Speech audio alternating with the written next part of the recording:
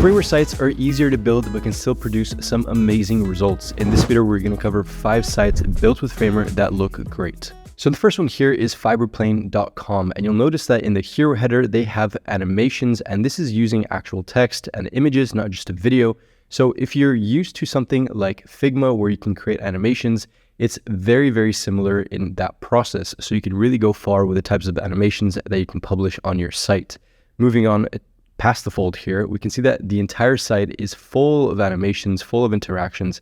So Framer sites are usually thought to be very simple sites, very kind of standard landing pages, but you can see that you can do so much with this tool. It's not just a tool for simple sites. So here we have a tab system which allows you to hide and show content under these tabs. It's similar to what we have in Webflow, so it's great that Framer is also doing this. And if we move past this, we see that this animation down here is incredible. It's so great that you can do this type of animation interaction with such a tool as Framer, because if you know Figma and you know how to use that tool, pretty much the same thing, right? So next up here is Wope.com. So this site features some incredible mouse interactions that I want to cover. So usually when you do this in something like Webflow or even custom CSS, it's a bit complex to get this kind of effect. But it seems that they've been able to do this just with Framer. And so as you can see there was also that interaction there with the confetti. But this type of interaction works great when you have a dark site like this one. You can also hover within these search results that they want to showcase. So you really get to see what the product is. So something like Framer is a great use case for building a landing page like this, where it looks great, it functions very well, and you also get to showcase all of these different interactions and animations of your product. So if we move on past this section here, you'll see that the rest of the site is pretty much using grids. And this is something that you'll commonly see with Framer sites. They do have grids available for Framer, as well as a Flexbox or stacks. So you'll see that a lot of Framer sites cover this kind of similar style. And this is something that we're going to see in the future sites that we're going to cover in this video, so stay tuned for those. But let's move on to the next one here. So the next one is a very simple landing page. It is simply this hero header with an image and then some icons and a download for Mac button. So this is a great use case for a very simple landing page. You have a landing page that looks great, that functions as it's supposed to. It's simple. It's a simple button. It's a simple text. It can't get any easier than that. So this is a great time to use something like Framer because you just need to set it up quickly. You need to launch it. You don't need to go into Webflow and manage classes and do all these things.